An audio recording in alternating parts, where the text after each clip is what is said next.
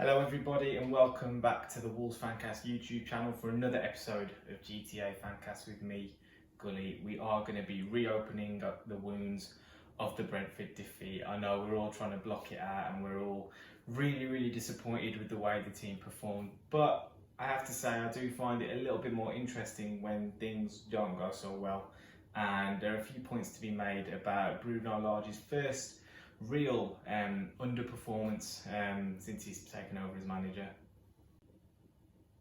Now I know everybody was really disappointed with the attacking performance, and that's kind of been the focus of what the approach has been since Bruno took charge. But I think with football kind of being the most game state kind of sport there is, it's always very contextual the way a game is going based on the result, and I think it's better to deal with first of all the way that we went 2 goals down. Now there really isn't any point having a look at the way the first goal was scored.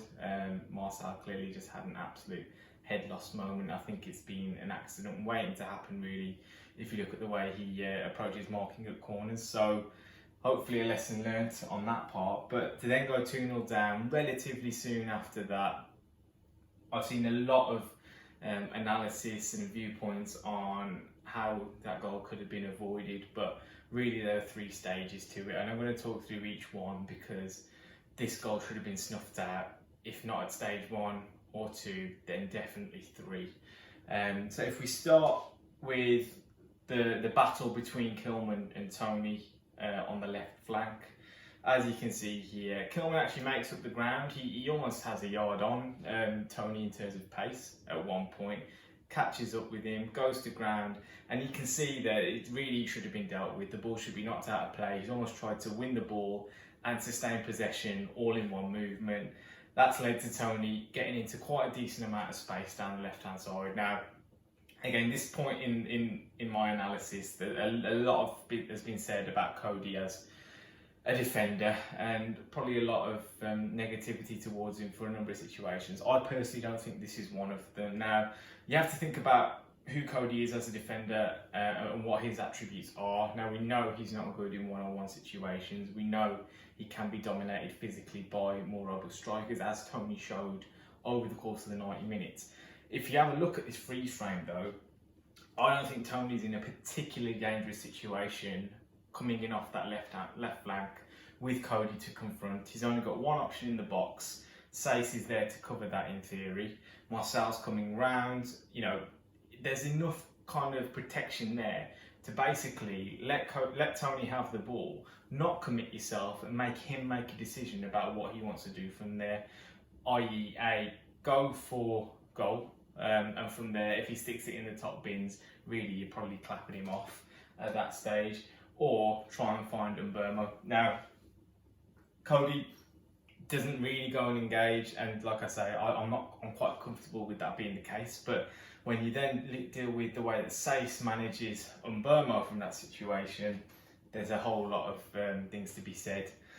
First of all, I think his body position is totally out of kilter. He's basically shaping up as if to deal with Tony and where the ball is coming from without any kind of awareness that Mbeumo is making movements behind him. If he just literally takes his body shape from facing that way to just opening it up slightly, his peripheral vision will give him a chance of seeing Mbeumo. He can still see where the ball is coming from, and if the ball comes across, he's actually in a decent place to go and meet the ball as well. So that's error number 1. What happens from there as well is, if you look at this angle, I think all Saiss really needs to do is stay level with Coady. Now, people talk about offside and stuff like that. You're not really going to try and catch him offside in this scenario, but what you can do is cut the passing channel from Tony to Mbeumo.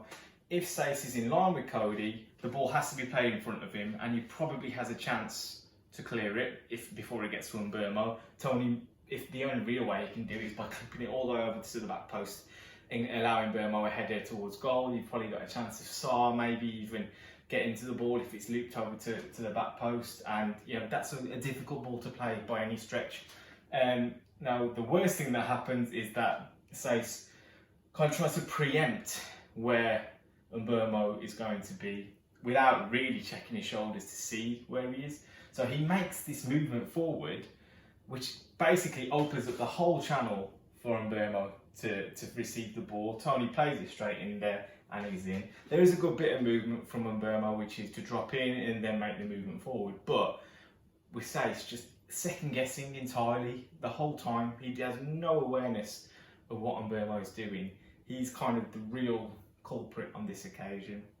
So, I mean, it's my take on it. I'm happy to argue the case with anybody else who thinks differently, but really, I don't think Kilman, to a certain extent, yeah, he is to blame. Coady, I don't really think you can fault his involvement in this, but Saiss left a lot to be desired in that situation.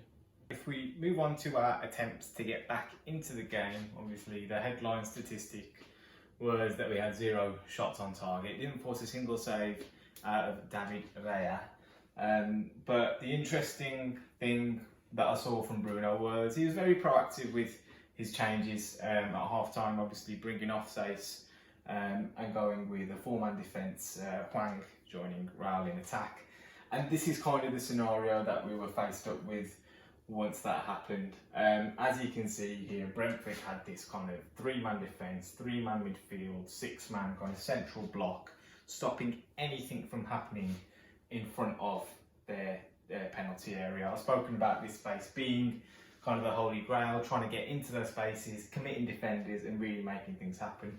But we didn't do it. Now, the other thing that stopped that from happening was the way we approached it in the wide areas, which was Traoré and Trincao, both playing on their stronger sides, Trincao on the left and Traoré on the right, and very much going around the outside. Traoré did a lot of good work, to be fair to him, going down that flank. Trincao, I don't think his game is suited to going on the outside of full-backs. He's not the quickest in a foot race. He's more of a tricky kind of customer, and playing kind of in this space as he has done up till now really suits his game.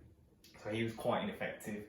But if you have a look just at the way we moved the ball, first of all with kind of 11 versus 11, there's some interesting things that I found. The most passes between any Wolves player were between Matinho and Ruben Neves. Clearly, that is just going to be, generally speaking, a square ball from side to side. If you have a look at this pass map, that's what the sum total of their efforts was. And that just goes to show that that ball into here just wasn't ever on. Now, whether that was with 11 men or 10, you know, if what ended up happening was that Brentford actually ended up playing with a back 4, knowing that this central 3 were doing such a good job of stopping this playing, they were more than happy for the ball to go out into these areas, towards Traoré, towards Trincao. They had a bit of aerial dominance in there with the likes of Ayer, Pinnock and Janssen until he went off. And just happy to allow crosses to come into the box. I think we attempted something like 30 crosses in the end, of which I think 2 or 3 actually landed on their target, which is totally pitiful. Regardless of who's putting those crosses in, it doesn't matter if you're known for crossing the ball or anything, that is just a poor effort. And I think the other thing that was worth pointing out, I actually got asked this question by Glenn Wilson on Twitter, is the fact that because of this, you know, trying to get extra bodies involved in the game. Now, I personally speaking, if the ball goes out to Traoré, I wouldn't want to encourage my fullback to go out and overlap, just because he's so good at taking men on. If he goes and overlaps him, all this space here is kind of been killed, because they're going to overcommit even more men, and he's not really got that space to drive into because Samaida's taking it up.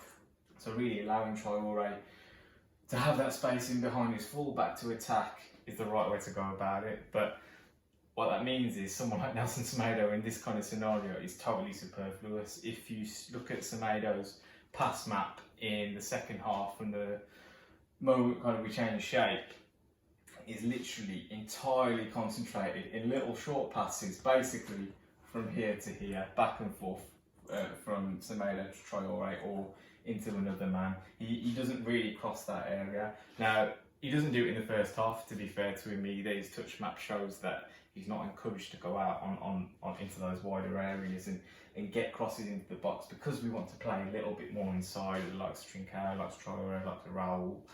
But you do wonder sometimes how we're going to get the best out of our wing backs based on playing that way. Marcel clearly doesn't have those attacking instincts and real quality to make anything of it, but you expect a little bit more from someone like Semedo with the amount we paid for him, with the amount of quality that we know he possesses as well. So perhaps there's more that can be done in that region.